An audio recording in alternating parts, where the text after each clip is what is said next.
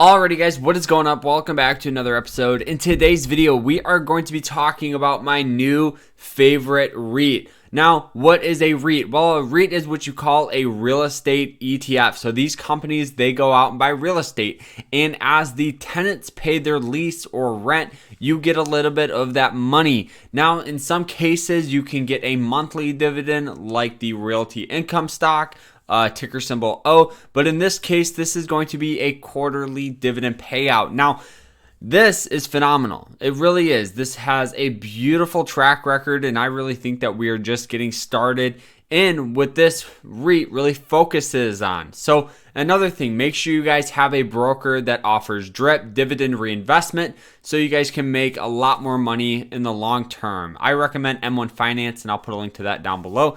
But looking at this REIT, this is ticker symbol DLR. Now, the reason why I love this one so much is this company, they go out and they buy different data centers. So data, for those of you that don't know, is outpacing oil. It's outpacing a lot of other sectors such as communication. And I really think that with the overall growth of online and advertisements, data is going to be one of the most expensive and sought after things. And you guys can see just by looking at the stock chart, we have a nice solid upward trend. Resistance here at around 160, pretty hard support at 130. Right now we did get a little bit of some sell-off, which brings opportunity, and I think that this is phenomenal. You guys can see 3 years ago this used to pay $1.01 dividend. Then it went from $1.01 to $1.08, $1.12. Now it's $1.16 with solid earnings, right? So this company is in a growing sector, okay? It has increasing dividend payouts. The payout ratio for this is a smidge high, coming in at around 70%.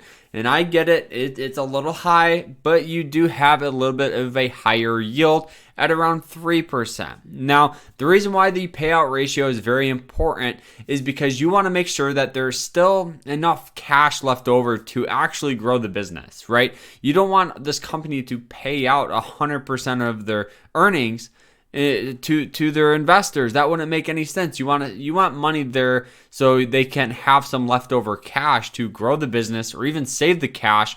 Very similar to if they go through like a hard time or a hardship, that there's enough cash on hand to get through a struggle. And with ticker symbol DLR or the Realty Trust here, I think that this one is definitely one that's growing very, very fast. They have around $3.2 billion in revenue and over 1,500 employees. So this company is not going anywhere. And I really think that we are just getting started in the overall growth of data. And this is where this company shines, guys. But overall, guys, you have to understand that there is still risk involved. This is a REIT at the end of the day, so it's a more affordable way to invest in real estate, and in my opinion. And yeah, the company has pretty decent margins, at 12%, and this is just a more affordable way to invest in real estate. And what this company focuses on is the data portion. So it's really, tech heavy, which I love. And if you guys think that tech's gonna grow and real estate isn't going anywhere, I think this would be a no-brainer investment, just so you guys can get some cash flow coming in here. So let's actually look at some of the balance sheets here. So we're on macro trends. You guys can see that right now that their total assets have gone up around 7.3, okay, over the year, which is really, really good. So let's look at the cash on hand.